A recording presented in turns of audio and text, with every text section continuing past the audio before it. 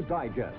True stories from real life selected from the pages of the most famous, widely read magazine in the world. Ordeal at Yuba Gap. The crisis that overtook the city of San Francisco streamliner to become the greatest drama of the snow since the famed tragedy at Donner Pass. 6 hours of surgery.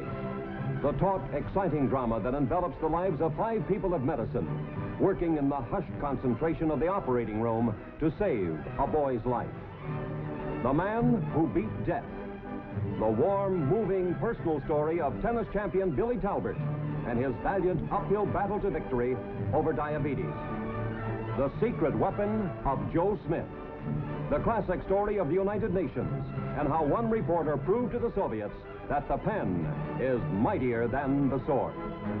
My First Bullfight. The amusing and highly exciting story behind America's Toreador, Sidney Franklin's climb to fame and fortune as Brooklyn's first matador. Your favorite stories brought to life on TV Reader's Digest.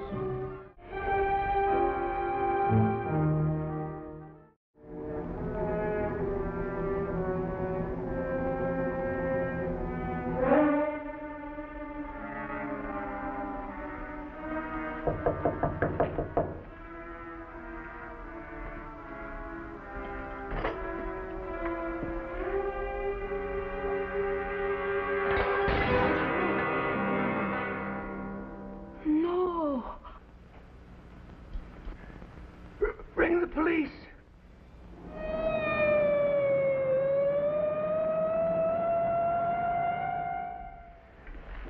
Could you describe the murderer? Well, he was a big man, Inspector. I think he wore a dark overcoat. I can't remember. It all happened so fast. Do you recall if that window was open? Oh, the window? Yes. I remember when I came home, I unlocked and opened it. It was a warm night. There are heavy vines up the wall to the windowsill, Inspector. The flowers have been trampled down below. There are no fingerprints on the windowsill? No, sir. The thief knew his business. The thief? Has something been stolen? Madame's jewel case is empty. Her ring finger was bleeding as though a ring had been torn off. Her engagement ring.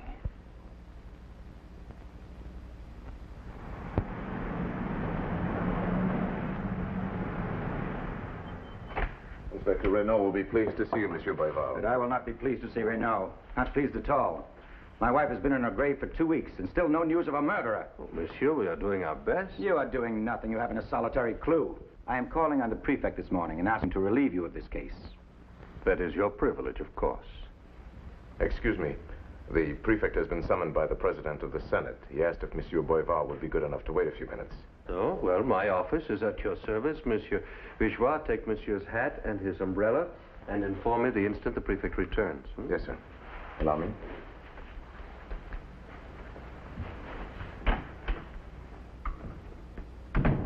Can't understand it. You call yourself policemen. What has happened to the great tradition of French detective work?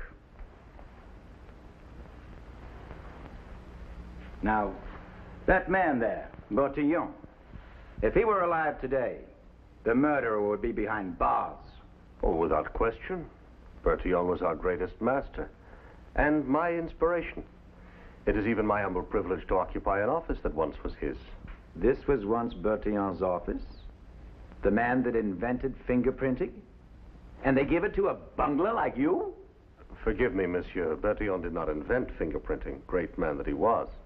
Of course he did. Everyone knows that.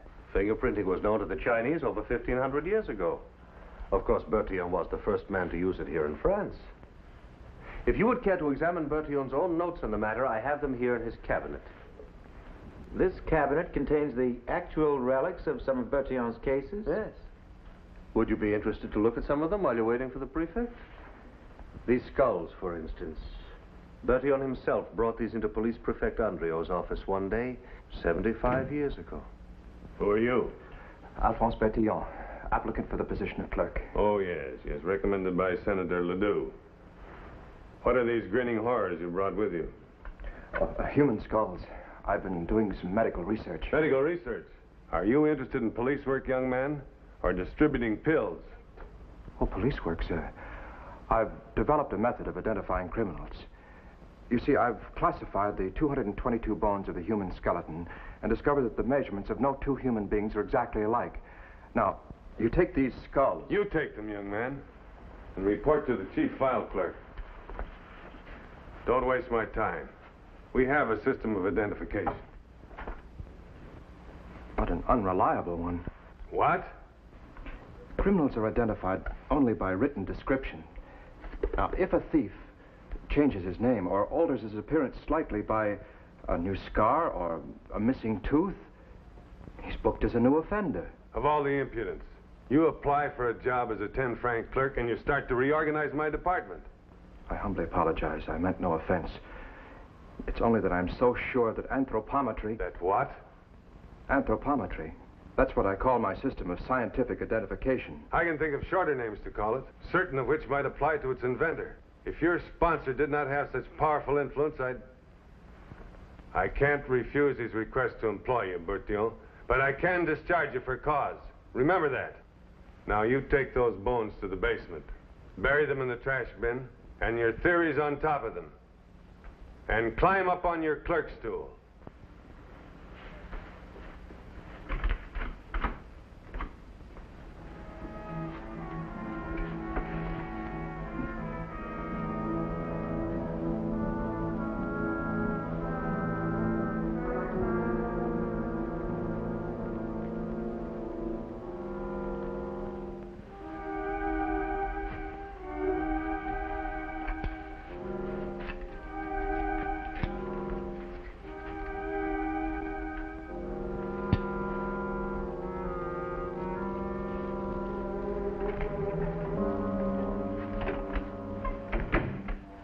At it again, eh?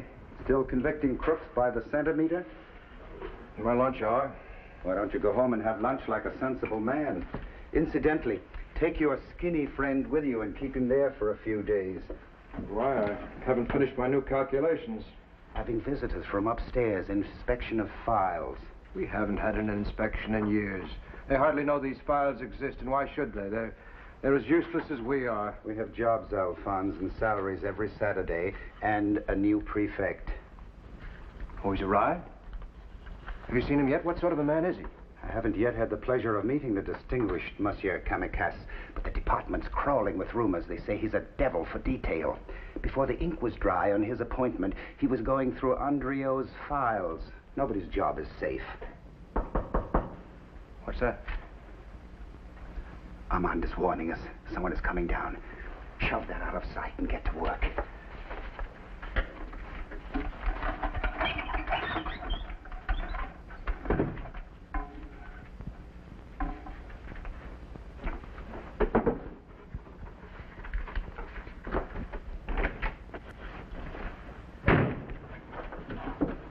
It seems my inspection is no surprise. I wish this bureau could read the criminal mind as well as it does mine. So, these are the identification files? Yes, Monsieur Kamikaze. You're the chief clerk? Yes, sir. This room's a disgrace.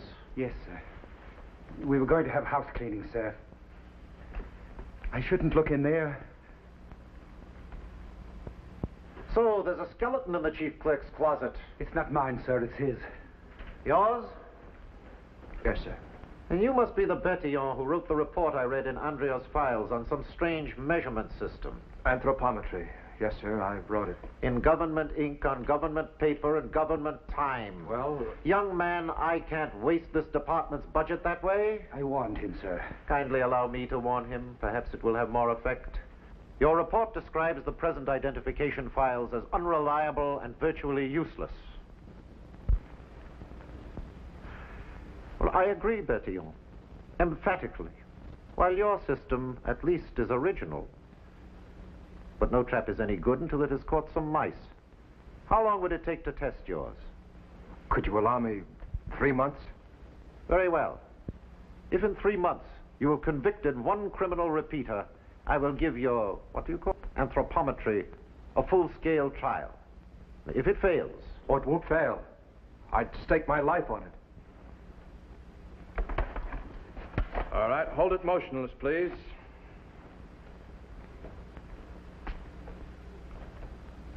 That's all. Take him back to his cell, guard. I thought this was police headquarters, not a photograph gallery. One day it may be the largest gallery in all of Paris, with the ugliest subjects.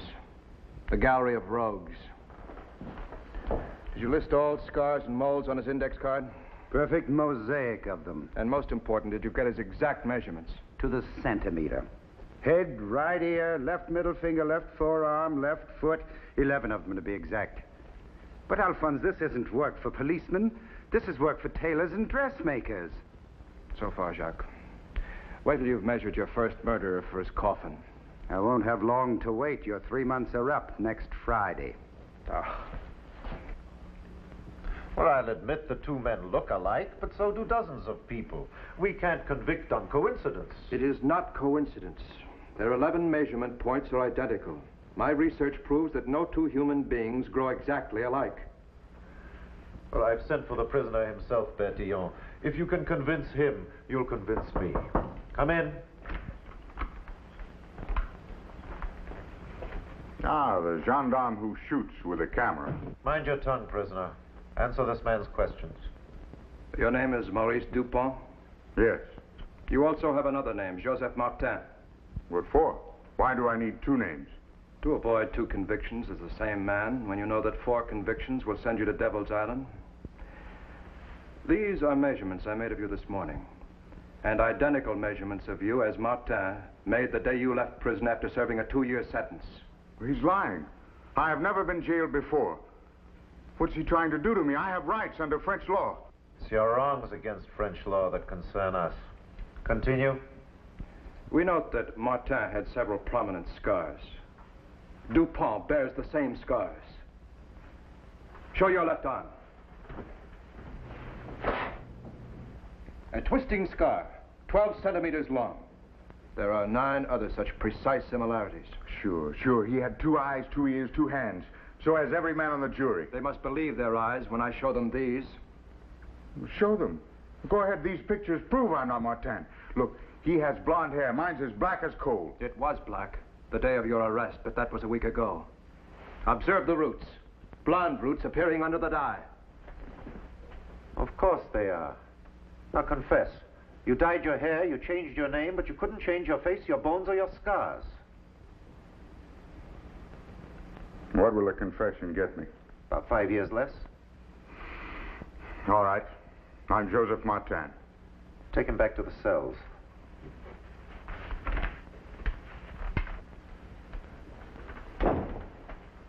Well, a good beginning, young man. If your system meets every test as it has met this one, we shall have to give up being policemen and become scientists. As a farewell gesture, I've just packed your scientific belongings. Fortunately, you have a colleague who can carry it home for you. Thanks, Jock. That'll save me a lot of trouble. Goodbye, my quixotic friend. I do tease you a lot, but I'm really very sorry that your system failed in the final test. You'll find another job. I've got another job, and I'm not going home. Where then? Upstairs, to a new office. I've been appointed special assistant to the prefect to catalog every known criminal in Paris under a new system to be called the Bertillon measurements. And this was the office Bertillon moved into. In the first year of his system, over 7,000 criminals were arrested. The jails of Paris could hardly hold the repeaters. And police departments all over the world began using Bertillon measurements. I wonder what could be holding the prefect. I regret this delay, Monsieur Boival. And I regret you're not as clever at solving crime as you are at reminiscing about it. Only Bertillon could solve a perfect crime. That coil of rope, for example. That furnished the clue to one of his greatest triumphs. Would you care to hear the story? Go ahead. A dead man was found in an alley in the Latin Quarter. His body grotesquely doubled up and bound with that rope. You did well, Duclos, not to move the body. If I were you, Alphonse, I'd move the body to a morgue and forget the whole case. I've examined the surroundings. The murderer left no clue whatsoever. You haven't a very sharp eye, Jacques, for a man who's just been promoted to detective. You have a sharper one? 100 times sharper. At the laboratory. What's this your partner's telling me, Bertillon? That you're looking for a murderer under a microscope? I've reported the case as unsolvable and asked to be relieved from it. Well, it does seem one of those hopeless ones, Bertillon. You can withdraw, too, if you wish, without prejudice. Withdraw? It's the last thing I want to do. Look at what I've discovered on that rope that bound the dead man. And on his clothes. Well, they look like fleas to me. But half the poor hungry devils of Paris have fleas. They are a rare species of black beetle.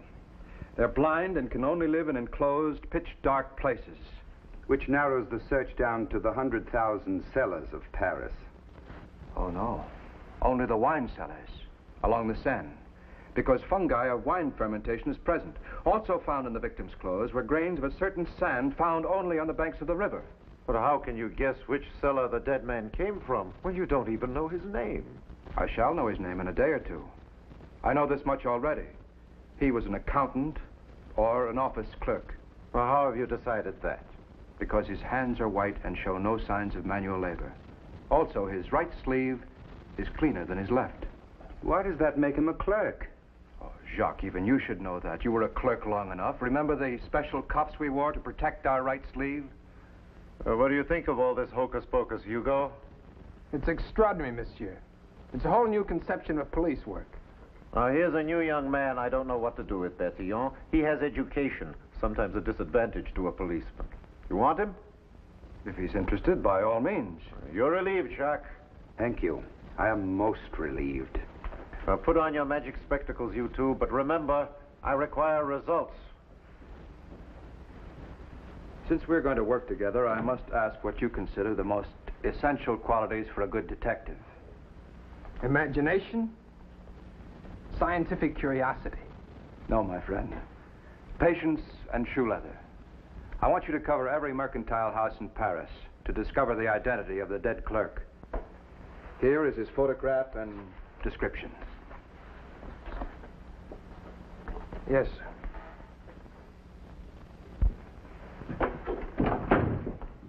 I've traced him, the dead bookkeeper. His name is Charles Tellier, and he's been missing from his desk at the Vitre Importing Company for over a week. Very good, but why wasn't his disappearance reported? Because his accounts were in perfect order. Now, here's all his employer knew about him, and here's a list of his friends. A grocer, another accountant, a bookmaker, a certain Cabassou who also runs a restaurant. On the bank of the Seine. Very good. Let's start there.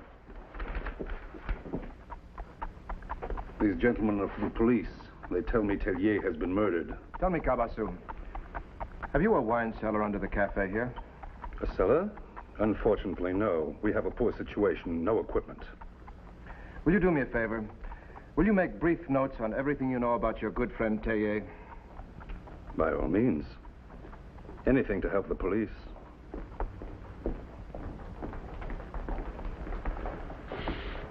What do you make of it? A cafe without a wine cellar? Almost unheard of. Hugo, find out who built this place and if the plans still exist.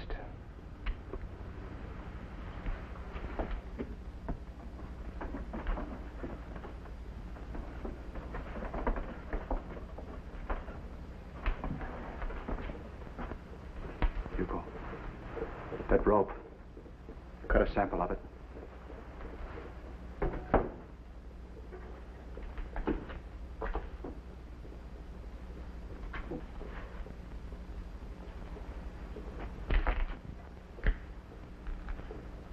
Hugo, look. Sand like that of the riverbank. Examine this post. It's crawling.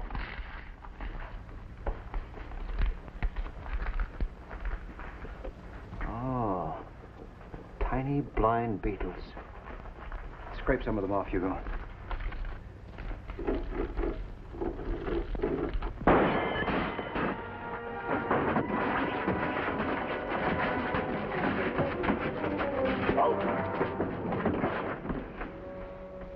You've knocked him stiff as a stone. You've learned a great lesson tonight, Hugo. Science can never completely replace the policeman's Billy. If I may presume to interrupt the two scientific detectives. Oh, certainly, Jacques. Your solution of the Tellier case has caused comment even in New York. You're becoming a famous man. Some clippings came in I thought you might like to see. Oh, thank you, Jacques. What's this? Oh, just a report from an American prison called Leavenworth. Bertillon measurements discredited. That's impossible. Convict meets his Bertillon twin, both serving life in the same penitentiary. Leavenworth convicts Will West and William West have no blood relationship, yet their Bertillon measurements are identical in 7 of 11 points. The other points differed only insignificantly. Of course, it's the exception that proves the rule. The prefect was most interested. I just thought I'd pass it along. Thank you, Jacques. He couldn't wait. No, Jacques did right to bring it to me. I couldn't sleep if I thought my system might condemn men. Says the two men were not alike in one respect. Their fingerprints. What is that? I've been studying fingerprints for quite some time. From now on, I think we should include them in on the measurement cards. But her fingerprints never alike. Seemingly not. The Chinese used thumbprint identification over 1,500 years ago because they were never able to find two the same. The London police have been trying it out lately. The difficulty has been to produce clear impressions of fingerprints left at the scene of the crime. I've been experimenting with a special powder. We'll test it on our very next case. The dead butler evidently was surprised in the kitchen and then retreated to this room under attack from the murderer. Or a blow in the head with some heavy object finished him. There's fragments of glass in the head wound. Oh, he was struck with this decanter. Oh, don't touch it. Try our powder for the first time. Oh, Hugo, since nothing was stolen, I want you to find out from the other servants if this man had any private feuds or personal enemies.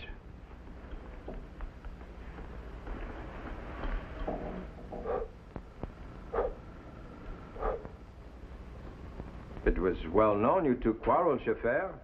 More 3 nights before the murder. You threatened his life. We have testimony. But you have no testimony that I was in the house the night he got killed. Or in the neighborhood. Perhaps we have.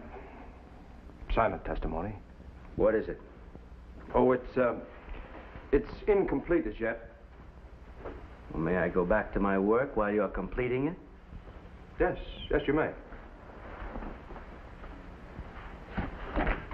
Oh, Chauffeur. One thing before you go. Would you touch your fingers to this pad and then press them on this paper? Why not? I have no blood on my hands. Or scars either.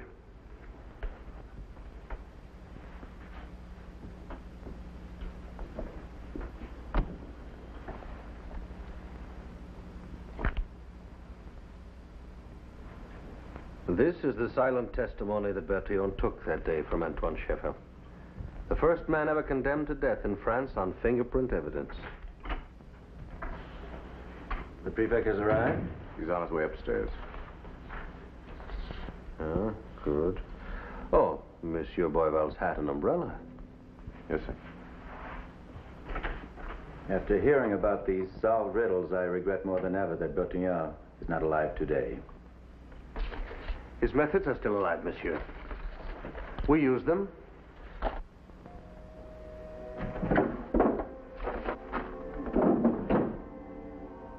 Your beloved wife's engagement ring.